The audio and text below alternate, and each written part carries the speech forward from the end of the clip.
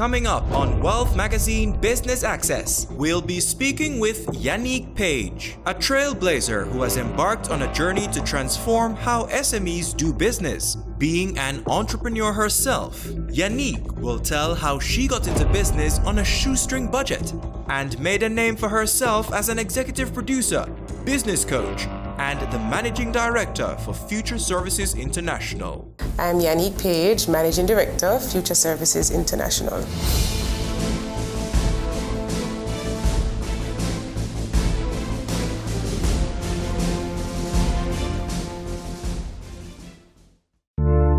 Yaneek Page is an entrepreneur who is living on purpose. My focus is to empower people. I'm a social entrepreneur, and any business that I'm involved in is usually one that is socially driven, one that I measure success by the impact that I'm able to have on people's lives. So I started as a pioneer in legal funding and litigant support, and have diversified into a number of different areas, in particular business support services, a big focus on building Jamaica's entrepreneurial ecosystem, and a more sophisticated entrepreneurial class, right? People who are focused on starting businesses out of opportunities, and being able to create jobs and wealth for themselves and really make Jamaica a better place. I'm a mom, I'm a wife, right? And so I try to create balance in all of those roles. I was born at Nuttall Hospital, and I started school at Immaculate Prep. That's my earliest memory of school. Just a very strong sense of discipline. I kind of grew up for some of my life with both my parents. Eventually my parents got divorced, and so I pretty much grew up in a single parent household, right? With a very driven mother who was very entrepreneurial, father, same thing. And so I kind of developed that passion for entrepreneurship very early. Very early we were taught that the way that you actually earn an income is through hard work and creating value for other people. When I was young, I didn't have any confidence. I really didn't. And I would walk with my head down like this. And my father would say, walk with your head up. And it's something I didn't understand, why he would drill it and he would insist. But now I realize that once you get your children to develop that sense of confidence, they are able to do almost anything, right? Because if you build yourself, I believe you can build almost anything. After Immaculate Prep, went to Immaculate High. I passed for Immaculate High School and enjoyed my years there until I got to fourth form. And in fourth form, you have to choose your subjects that you're going to do in CXC. And I wanted to do a mixture of the arts and the sciences. And at Immaculate High, they pretty much allowed you to choose, but then they would make the final decision for you. And I didn't get any subjects that I wanted. And so I moved. My mother was able to transfer me to St. Andrew High. The first term in fourth form, I started at Immaculate and then I transferred to St. Andrew High for girls. And I did 2 years there and was able to do exactly what I wanted to do. So from very early, you kind of see the kind of parents that I did have, because my mother was very focused on, I want you to do what you want to do. And I'm not even going to allow the school system to restrict you in terms of determining your future. And that's something that was very impactful for me. It's something that as a parent, I try to emulate myself. My high school years were my worst years. A big part of that was because my parents were going through a divorce, and it was very traumatic on the entire family.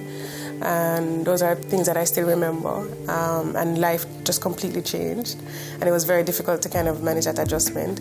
The second thing is that when I actually passed common entrance and got to high school, I couldn't see anything. I remember going to class and I could not see the board. And actually, I remember that I couldn't see from even common entrance, right? I remember I couldn't see. And what was interesting was that I was actually very nearsighted. and didn't realize and didn't say anything. And so I would actually just tune out of all the classes because I couldn't see. I was at the back, can't see the blackboard, and I wasn't learning anything. And so for years, it wasn't until really catastrophe when, I was pretty much failing in almost every single subject area that, they decided that, okay, we need to get this child some psychological help, and we need to see what's going on. And in all of those investigations, I realized that, the changes were having an impact on me, and that I couldn't see. And just actually getting glasses changed my whole life because I started to perform better. But at the same time, I think a lot of the fundamentals had been lost. That platform was really, when in first form you should be mastering a lot of the subject areas. I didn't do it then, and so I literally struggled throughout high school. And it wasn't because I was dunce, And it's amazing. I think, and I like to say this. Children bloom and people bloom at their own time and their own pace. And we have an educational system that still does not recognize that children go through different things and that people go through different things and that they will bloom at different times. And it's the same for all of us. And that they have different likes and different areas of specialization and things that they are better at. But we kind of have this one size fits all.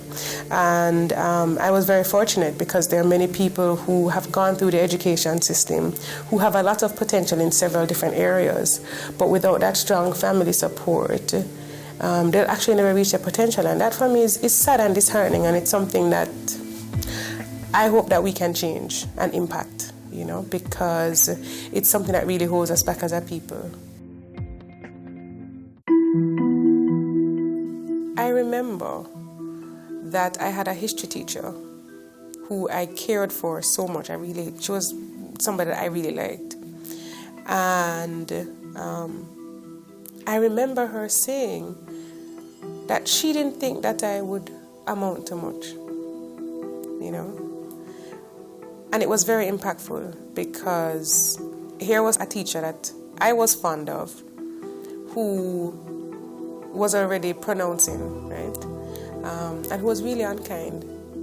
And it kind of was that moment when I thought, okay, I'm not going to amount to much. It's amazing. And for years I carried that. And I remember when I started my first business at 17, and things were really down. I started my first business, and after 2 years I had to close it. It was devastating. I worked very hard. I worked 6 days a week at a beauty and skincare store. And we did beauty products, manicure, pedicure. And everything was just wrong in terms of the location that we chose was wrong. There wasn't adequate parking. It was upstairs. We didn't have a budget for marketing. The products were too expensive. They were imported. I was just doing everything wrong. This is why until you build yourself, you can't really build anything. And I remember that when I was at rock bottom, I was thinking, boy, all these people were right. I'm not going to amount to much. But my mother had this thing that she would constantly say. She would say, Yanique, the stone that the builder refuses will become the cornerstone. Yanique, the stone that the builder refuses will become the cornerstone. And she would repeat it to me again and again. And even when I felt like this was the end, even when I actually had to close the store and I was broke, I owed everybody. I remember being somewhere and being so thirsty. I said this up to recently, being somewhere and being so thirsty. And I couldn't afford to buy a drink. And I remember looking for every dollar coin I could find, and it wasn't enough to buy a drink. And I was stuck at this place for several hours. And this nice man came to me and started talking. And I was like, okay, this man is trying to pick me up. And eventually he said, can I buy you a drink? Listen, if I didn't believe in God up to that point, that was because I really felt like I was going to faint from exhaustion and heat and dehydration. And here is this man just out of the blue. God just sent him to buy me a drink. He really did, and I was so grateful. But to this day, if I drop a dollar coin anywhere, if I go to the US and drop a penny, I am certain I'm not leaving it. It's a principle that has stuck with me. every dollar is valuable because I remember what it was like to be at rock bottom. Years ago, I was seriously injured in a motor vehicle accident. And I suffered head injuries. My head had to be shaved. And I actually had other complications as a result of that.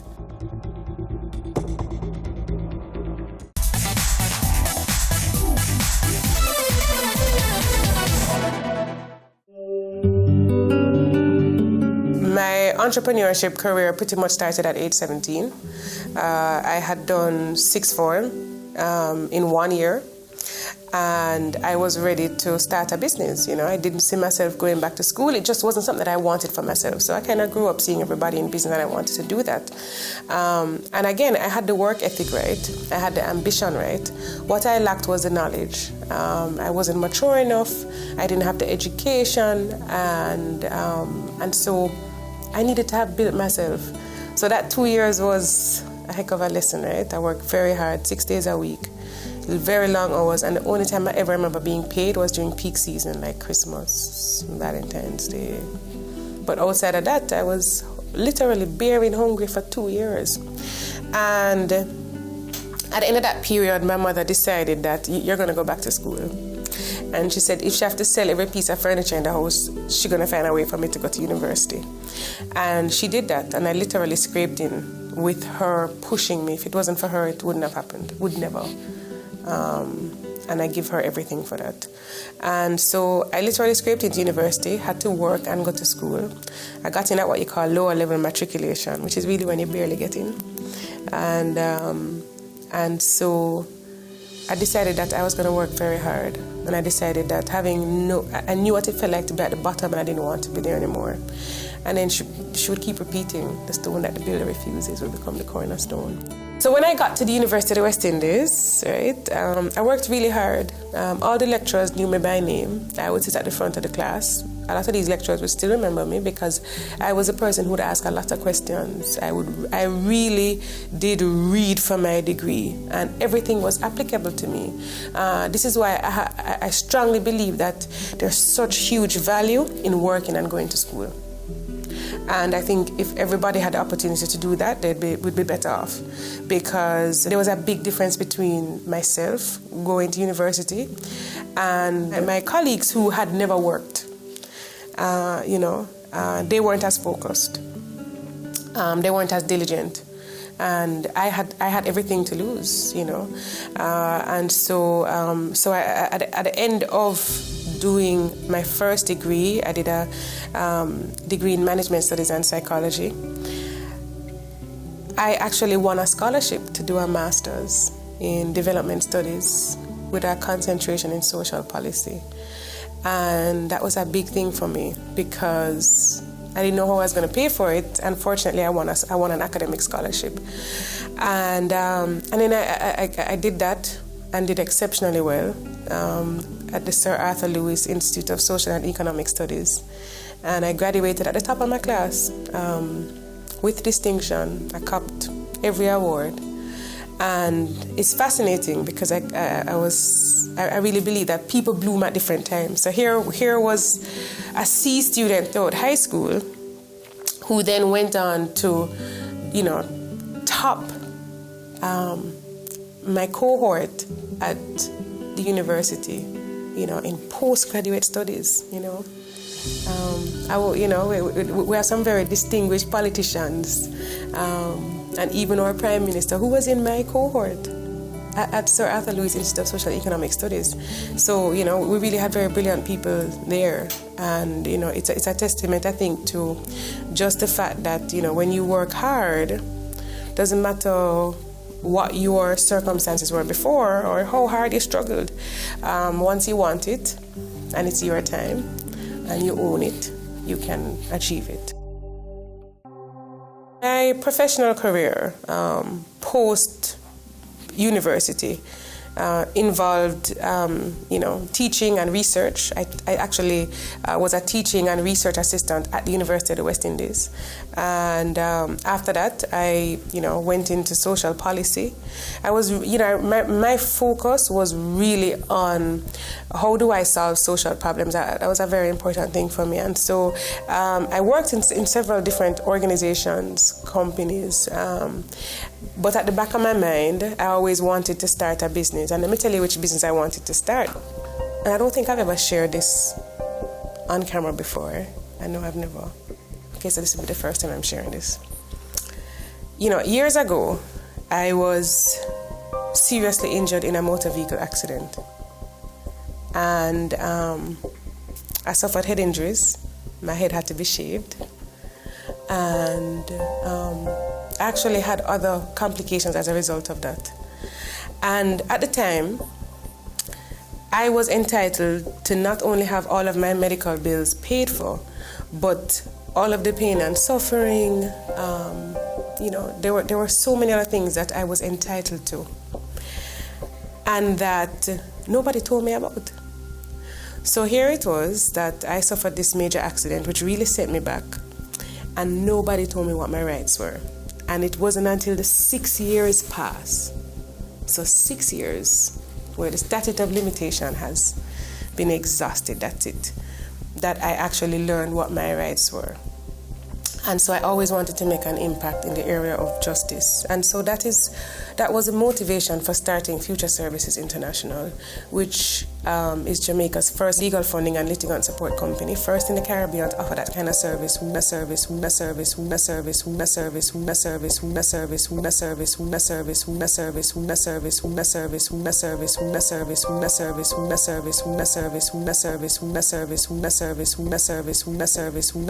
that what happened to me would not happen to anybody else. It wouldn't have to happen.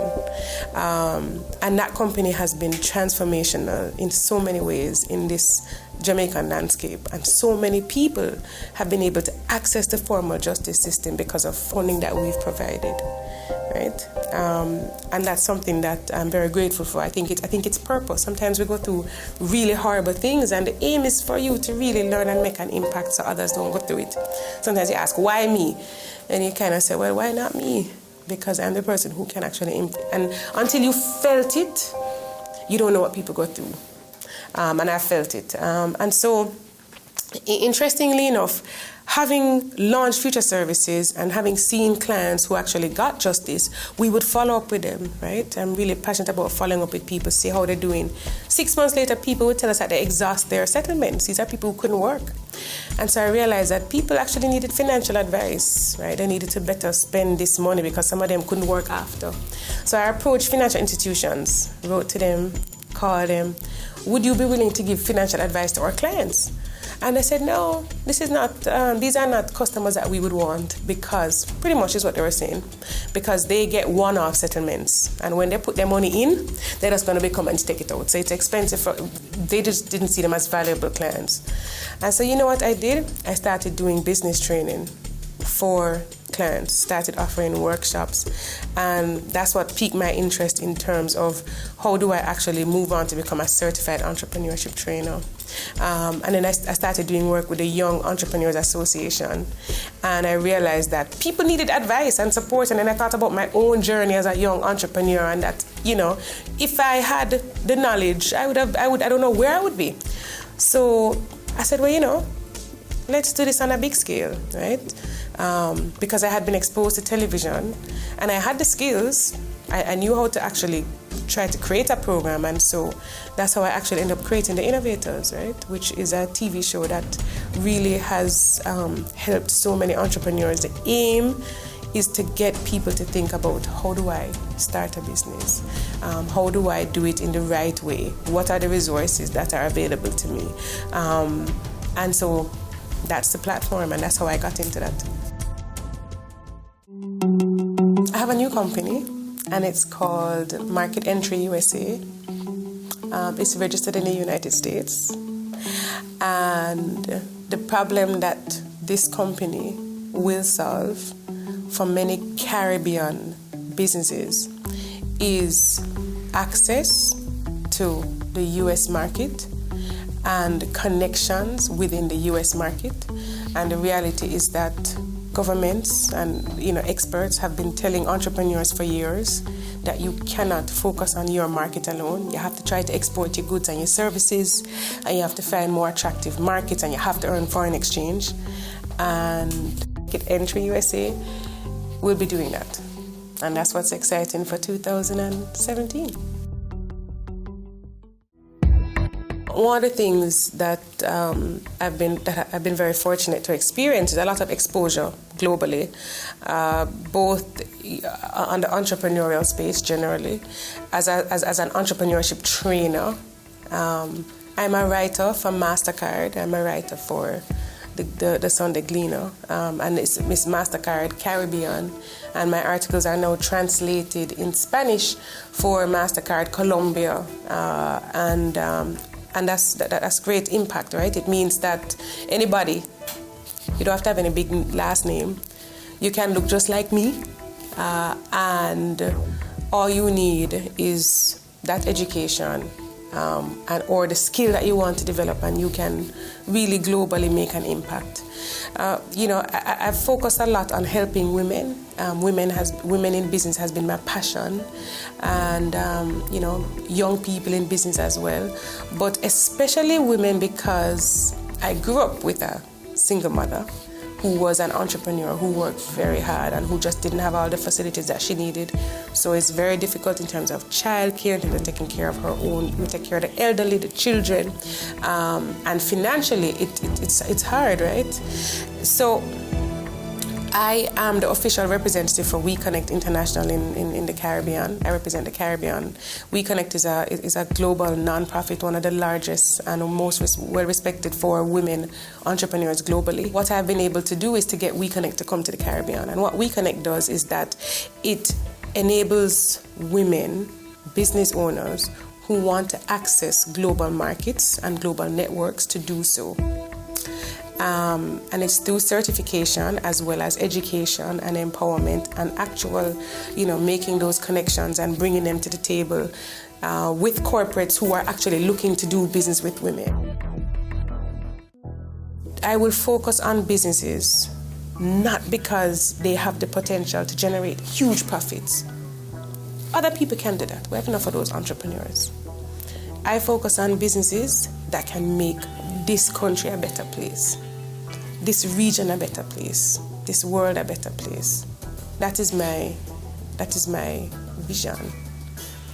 And I need to do that and at the same time maintain my role as a mother, a wife, and that I also take care of Yanique.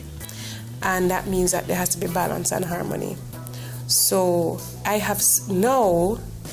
I'm not afraid to say I have probably an abundance of opportunities. There is no shortage. There's an abundance. And it's very difficult for me to be able to push back and say, remember your purpose, remember your focus. And sometimes people aren't too happy because they want you to do all these things. And but you just have to remember that the goal is not to be rich. The goal is to focus on where you can make the most impact and where you can add the most value and what really your purpose is. Truthfully, for young people who kind of want to figure stuff out, I'll tell you that I think the best decision I made was choosing the right partner.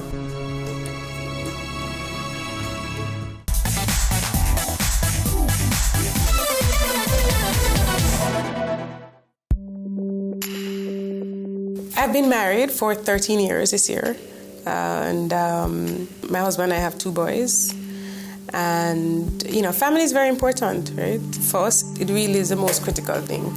And so we try to make sure that we make space for that. More and more, we're focused on living a healthy lifestyle, setting a good example for the boys, spending more time with them, getting them into several activities. And really, I don't want to be that parent who is never available. And I'll tell you the truth, I remember my parents working so hard that I don't recall them picking me up from school very often. I don't recall them being at every single event. They tried, but they were so into working so hard to, and I don't want to do that. And that's something that I've made a commitment that it's just not going to be me. I'm going to be that parent who makes the time to drop you at school and to pick you up, and I want to hear how your day has gone, and I want to spend time with you doing homework, and I want to kind of, enjoy those moments with you so that you know that this is what matters most,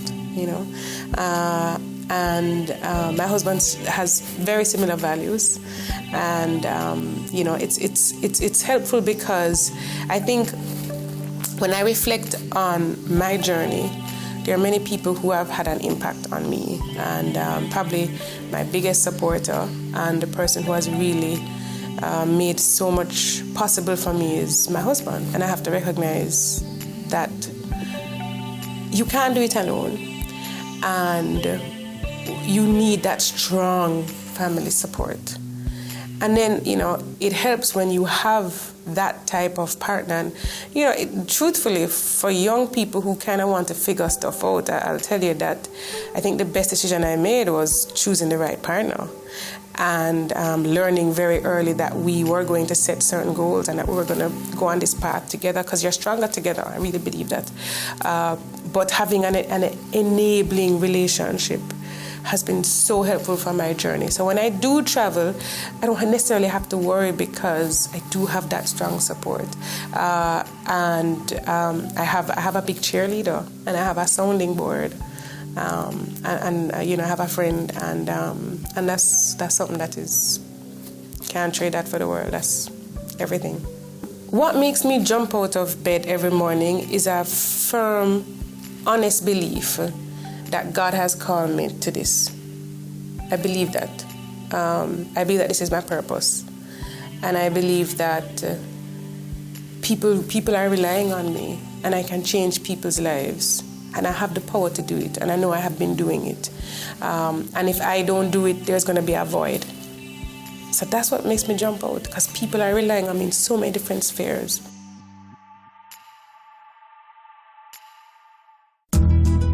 For years, I've offered mentorship to younger people. I really do a lot in terms of, when I just started business, one of the things that was mandatory was that everybody had to actually give back service. And we would go to, several, for example, missionaries of the poor, and we would volunteer our time. It's not just giving money, it's kind of understanding what the needs are in this country, how people are suffering, and what help you can give, and really just experiencing, because it makes you more grateful and at the same time more determined to make an impact. One of the best things for me recently was that I went to a pharmacy recently, and I was looking for something, and this young girl who works there said to me, I can help you, but do you remember me? But I meet so many people, so I said, I'm sure I met her, but I can't remember exactly. And she said, you mentored me. I'm from the inner city, and she told me the community, and you are my mentor. And her name is Casey. And she said, thank you. And it brought tears to my eyes, because here was this young girl who literally every night, gunshot, and she had blossomed into this radiant, just articulate, wonderful young girl. And I had an impact in some way. And I've had other people contact me who I mentored years ago. And so if you can afford to share your time, your wisdom, anything with other people, especially those who are in the position you were in, and my God, many of us forget where we start. That's everything. It's not about the money. Not about cutting a check and you have the PR. What is that? That's not about that, right? It's about really making an impact and touching people. Everything is about people. Wealth for me is living your purpose, doing what you're passionate about, being happy while you're doing it, being happy about the person you are and that you have become, and really enjoying a wholesome life, right? Which means you don't compromise your family You don't compromise your values. You don't compromise the things that you really stand for. And that you make an impact, a real impact. It's not about money. Not about money, it's about impact. How is this country, this community, this world a better place because of what you've done? And if you really honestly can't say that you've made that impact, I don't think you're successful. I don't think you've really created any real wealth.